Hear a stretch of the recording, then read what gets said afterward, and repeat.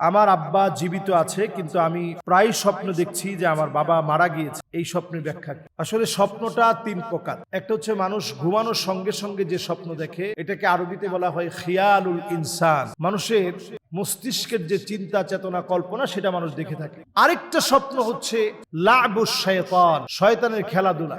এটা আপনি ঘুমাচ্ছেন, হঠাৎ আপনি দেখছেন যে আপনি এক জায়গা থেকে পড়ে যাচ্ছেন, দেখতেছেন যে অনেক টাকা আপনার চলে আসছে, টাকাগুলো সব আপনি নিচ্ছেন, কিছু কিনতে পারতেছেন না ওই টাকা দিয়ে। এরপরে মনে হচ্ছে আপনি গাড়ি চালাচ্ছেন, কিন্তু আসলে কিছু না। এগুলো সব হচ্ছে খিয়ালুল ইনসান, মানুষের কল্পনা।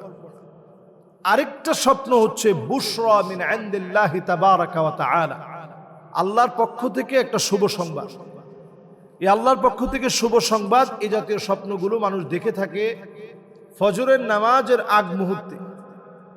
একদিকে আজান চলছে, অন্যদিকে আপনার ঘুম ভেঙে গেছে, এবং ঠিক সেই সময় আপনি স্বপ্নটা দেখতেছিলেন।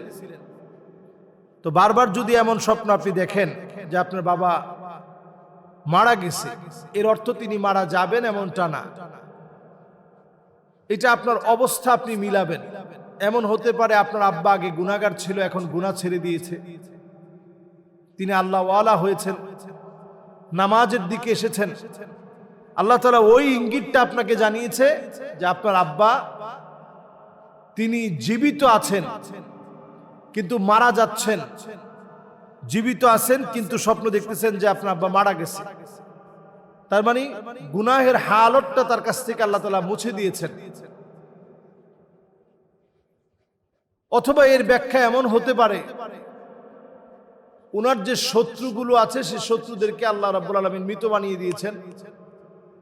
উনি জীবিতই আছেন, উনার শত্রুদেরকে আল্লাহ তাআলা মৃত বানিয়ে দিয়েছেন। আর বস্তুত স্বপ্নগুলো অনেক বিষয় কেন্দ্র করে আল্লাহ তাআলা দেখান। অনেক সময় ব্যাখ্যা যেটা যেভাবে দেখেছেন, স্বপ্নটা ঠিক যেভাবে দেখেছেন, স্বপ্নের বাস্তবতাটা এইভাবেই আল্লাহ তাআলা দিয়েছেন। কারণ আপনি যার কাছ থেকে স্বপ্নের ব্যাখ্যাটা শুনতে গিয়েছেন, তিনি যেভাবে বলেছেন, ব্যাখ্যা করেছেন, আল্লাহ তাআলা ওইভাবেই দিয়ে দিয়েছেন।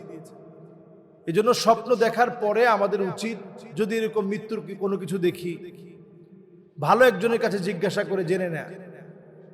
মৃত্যুর অর্থ অনেকগুলা হতে পারে, অনেক রকম অর্থ হতে পারে।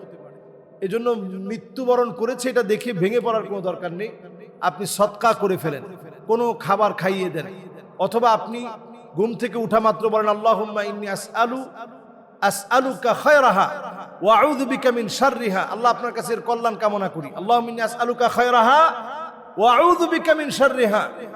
আল্লাহ এর কল্যাণ আপনার কাছে চাই, অকল্যাণ থেকে আল্লাহ হেফাজত আপনার কাছ থেকে কামনা করি। আল্লাহর কাছে এই দোয়াটা পড়ে নেন, দেখবেন ইনশাআল্লাহ স্বপ্নের যে খারাপ বিষয় থাকে এটা থেকে আল্লাহ হেফাজত করবে। ইমাম বুখারী রাহিমাহুল্লাহর মা স্বপ্ন দেখলেন ওনার পেটটা বড় হয়ে গেছে। সেই যুগের সবচেয়ে বড় আলেমের কাছে তিনি ব্যাখ্যা জানতে চাইলেন, ইমাম আবিদি রহমতুল্লাহি আলাইহি। তিনি ব্যাখ্যা করে বললেন, আপনার এই সন্তান যুগশ্রেষ্ঠ যুগ বিখ্যাত আলেম হবে। সুবহানাল্লাহ, তার পেট ইলম দিয়ে আল্লাহ তাআলা ভরে দিবে। ঠিকই ইমাম বুখারী রাহিমাহুল্লাহ যুগশ্রেষ্ঠ আলেম হলেন, যুগশ্রেষ্ঠ মুহাদ্দিস হলেন, আল্লাহ তাআলা ওনার পেট হাদিস দিয়ে ভরে দিয়েছেন। ইমাম বুখারী রাহিমাহুল্লাহ ছোটবেলায় স্বপ্ন দেখলেন ওনার উপর দিয়ে মাছি ঘোরাঘুরি করতেছে।